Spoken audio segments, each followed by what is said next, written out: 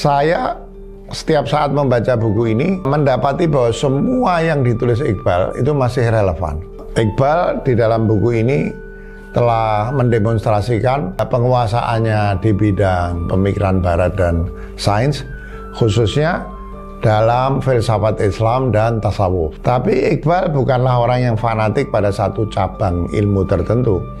Dia menyampaikan atau memaparkan tentang temuan-temuan filsafat barat dengan simpatik, meskipun tentu ada kritik-kritik. Dia menampilkan sains secara simpatik, dia menampilkan filsafat Islam secara simpatik dan tasawuf secara simpatik. Tapi bukan Iqbal kalau tidak melakukan itu semua dengan sikap kritis. Maka sebagian orang menyebutkan misalnya Iqbal ini seorang filosof yang kritis terhadap filsafat Islam, seorang mistikus yang kritis terhadap tasawuf.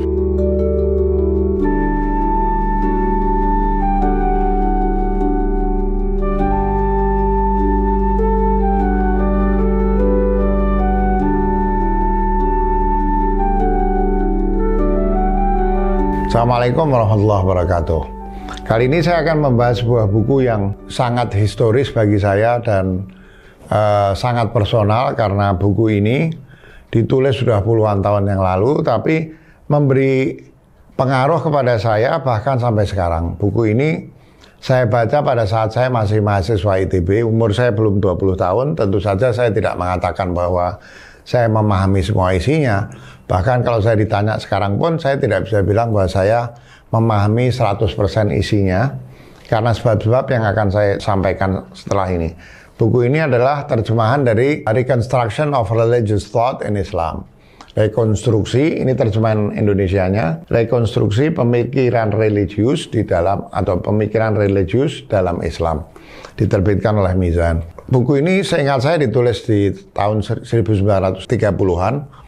Kalau saya tidak salah, pada saat itu betul-betul sedang berkembang bukan saja pemikiran-pemikiran filsafat modern yang sangat berpengaruh, termasuk Hegel dan lain sebagainya, tapi juga ada perkembangan-perkembangan sains yang revolusioner. Misalnya terutama pemikiran Einstein dan lain sebagainya. Dan hebatnya Iqbal ini S1-nya sarjana hukum, S2-nya filsafat, ya. Tapi beliau bisa memahami dengan baik makna-makna filosofis dari bukan hanya pemikiran-pemikiran filsafat barat besar yang berkembang pada masa Iqbal menulis ini, tapi bahkan juga temuan-temuan saintifik populer khususnya di bidang fisika. Ya, beliau kalau tidak salah juga membahas serba sedikit tentang biologi, khususnya tentang teori evolusi dan lain sebagainya. Dan meskipun sudah hampir satu abad, saya setiap saat membaca buku ini mendapati bahwa semua yang ditulis Iqbal itu masih relevan. Iqbal di dalam buku ini telah mendemonstrasikan penguasaannya di bidang selain tadi pemikiran barat dan sains, khususnya dalam filsafat Islam dan tasawuf, ya. Tapi Iqbal bukanlah orang yang fanatik pada satu cabang ilmu tertentu.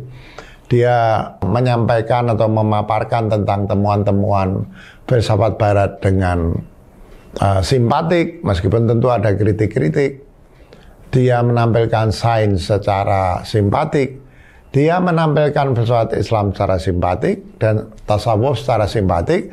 Tapi bukan Iqbal kalau tidak melakukan itu semua dengan sikap kritis. Maka sebagian orang menyebutkan misalnya Iqbal ini seorang filosof yang kritis terhadap filsafat Islam, ya, seorang mistikus yang kritis terhadap tasawuf, ya. Misalnya dalam hal filsafat, Iqbal mengatakan bahwa penekanan filsafat pada rasionalitas, Iqbal membedakan antara rasionalitas, reason, dan intelektualitas. Filsafat yang hanya mengandalkan rasionalitas kehilangan kesempatan untuk mendapatkan kebenaran-kebenaran filosofis dari alam dan daya-daya manusia yang lebih luhur.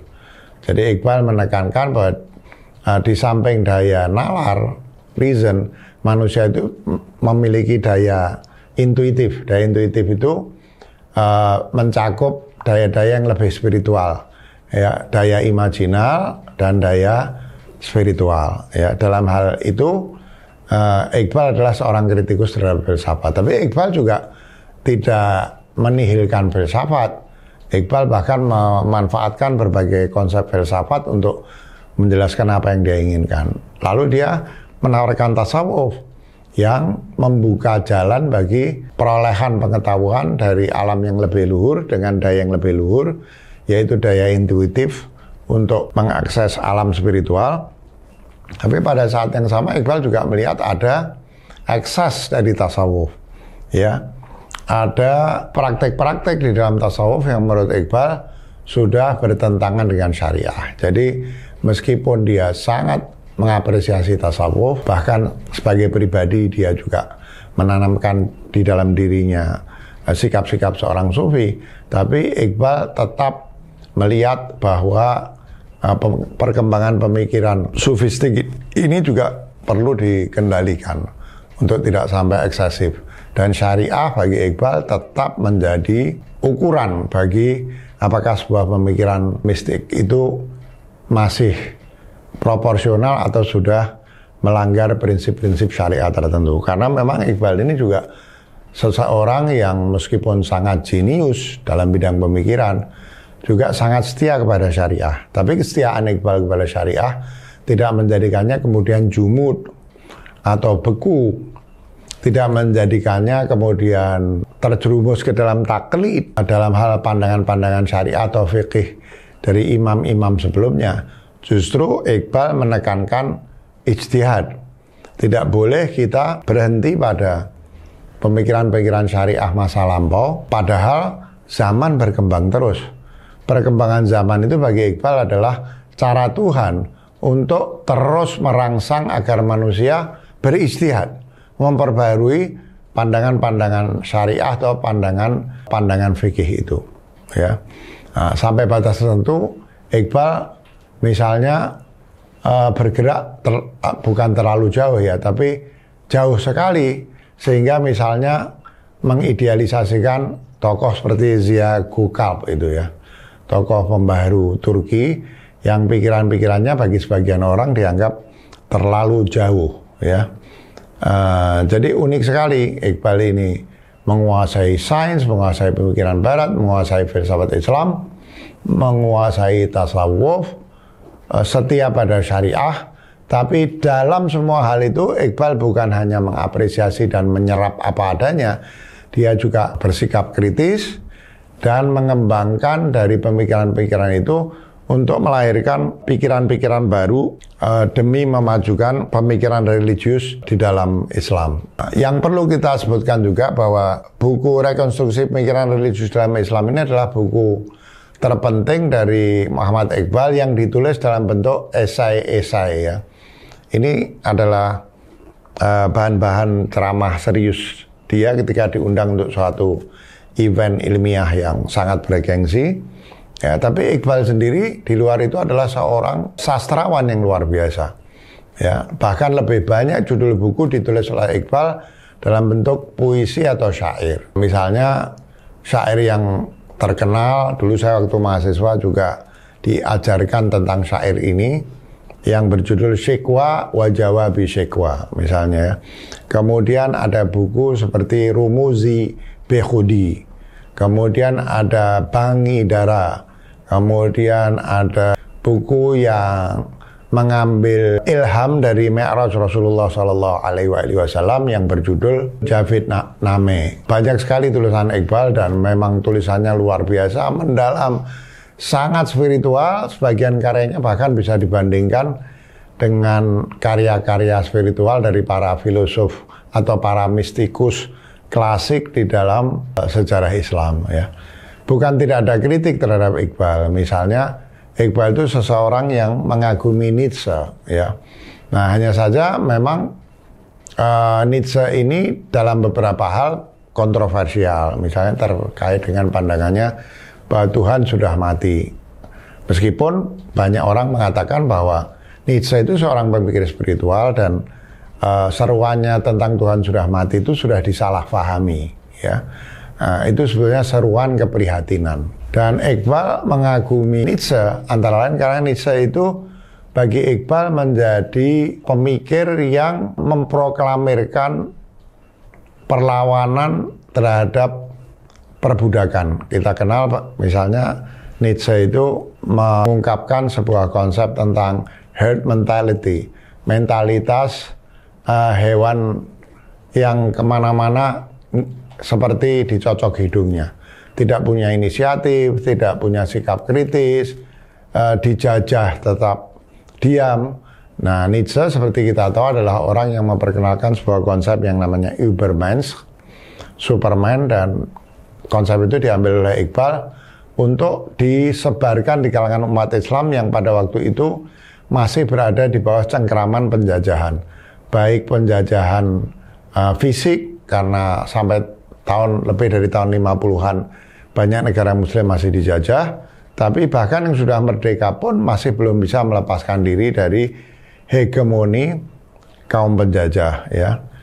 Iqbal misalnya mengatakan bahwa seorang Superman adalah orang yang sudah memiliki jiwa ketuhanan di dalam dirinya. Dia hanya tunduk kepada Tuhan dan tidak tunduk kepada yang lain. Iqbal menyebut manusia seperti ini sebagai mardi khuda. Mardi khuda itu adalah manusia yang sudah bersifat ketuhanan, bersifat ilahi atau manusia Rabbani, ya. Bagi saya Iqbal ini seorang pemikir yang lengkap. Buku ini saya kira ditakdirkan untuk terus menyebarkan manfaatnya dari zaman ke zaman.